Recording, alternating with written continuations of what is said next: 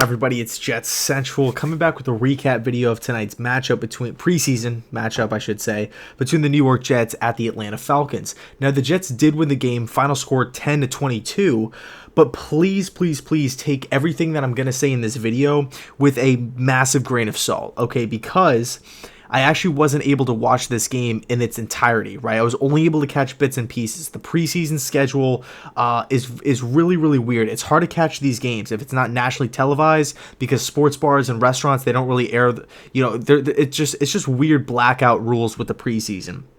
Now, I know the Jets did live stream their week one preseason game against the Giants off of their website, and I was kind of hoping that they would this year or this week as well, but it turns out they didn't. So I was only able to catch what was shown on NFL Network, kind of, when they would do like the live looking kind of thing, along with listening to the game. But of course, listening isn't the same experience. It's not firsthand knowledge or firsthand. I'm not soaking everything in, getting the full experience here. So take everything that I'm going to say with a big grain of salt because I wasn't able to watch the full game. Now, with that being said, what I did see was absolute dominance by Sam Darnold. I think that right now, and you guys know it too, okay? You guys know it too. When we saw that Jets offense, that Jets first team offense, excluding Le'Veon Bell, mind you, when we saw that Jets first team offense take the field and they were just storming down the field against the Falcons D, I was just looking around thinking to myself, oh my God, we are in good hands. Sam Darnold looks so much better under Adam Gase's tutelage and guidance, as opposed to Jeremy Bates last year, okay? As opposed to Todd Bowles and Jeremy Bates.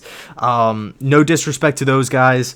Bowles is, down in Tampa Bay doing his thing on defense, but as far as the quarterback development goes for Darnold's sake, even for Simeon's sake, even for every quarterback on this roster, they're all going to benefit massively because of Adam Gase's presence within the Jets, within the Jets organization. All right, so the Jets offense came out swinging, they came out firing. It was like looking at like a Picasso painting, right? Just seeing Darnold step up in the pocket, Robbie Anderson adjusting to that back shoulder throw, incredible, just absolutely beautiful. I mean, you can't really expect or want anything more.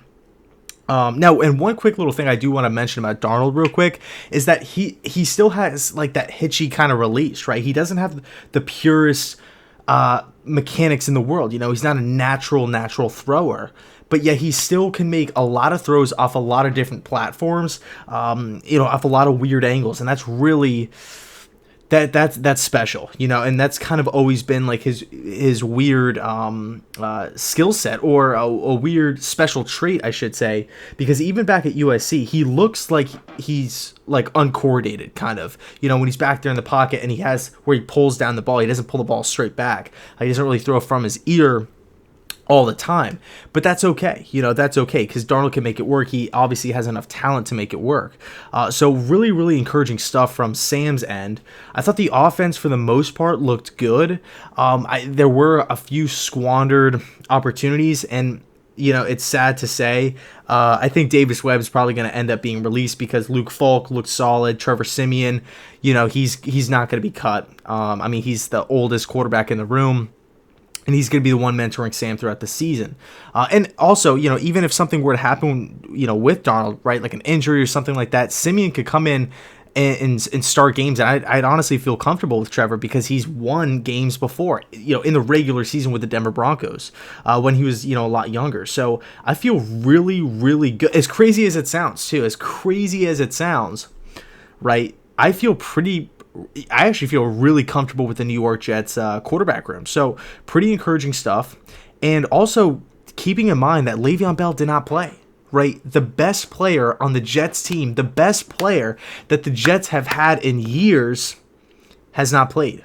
Now, granted, of course, we are going up against vanilla defenses. Dan Quinn, the defensive guru, defensive mastermind, doesn't want to tip his hand, show what he's, really just show the teams around the league, right, especially the Saints, Panthers, and Bucks, what he kind of has planned for the upcoming season. So we have to, not fully buy in and just expect that the Jets offense is just going to run rampant and just march down the field every single drive against every single team, every single week, no matter if it's 1 o'clock, 4 o'clock, Sunday, Monday, whatever.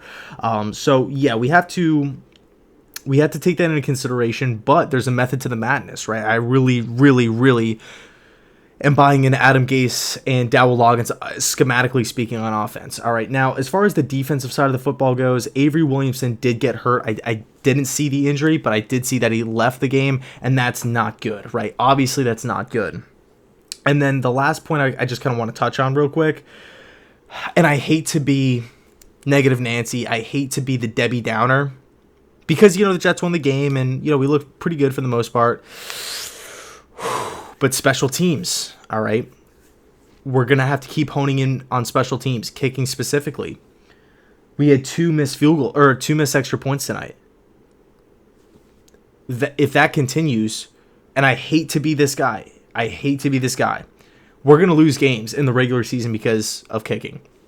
It's just a fact. That's just what's going to happen, right? For neglecting the position when free agency came about, not offering Jason Myers a contract, or not signing Jason Myers to a contract, and not figuring it out earlier on, pretty much putting it on the back burner and said, hey, you know what? It's kicker. Let's worry about it later. We're now paying for it. If the Jets don't figure out the kicking situation, we are going to lose multiple games because of it. We're going to be missing extra points. We're going to be missing field goals. We're going to be forced to go for 2. We're going to be forced to go for it on 4th down. And it's really, really unfortunate, And I'm not saying we have to go get Tucker from Baltimore, or we have to go, get Prater from Detroit, or, Bailey, one of these amazing, amazing kickers. I'm not saying we need a guy like that. But when we can't hit extra points, that's a problem. When we don't feel, as fans, as a coaching staff, when we do not feel comfortable with a kicker making 35-yard kicks and out, very, very, very uncomfortable feeling. So I'll leave it there. We got to figure out the special teams. I'm hoping Avery comes back okay. But as a whole, I'm really impressed. So I'll leave it there. Let me know your thoughts down below in the comment section regarding this game. What did you like? What did you hate? And let me know. So thanks so much for watching. And as always, go Jets.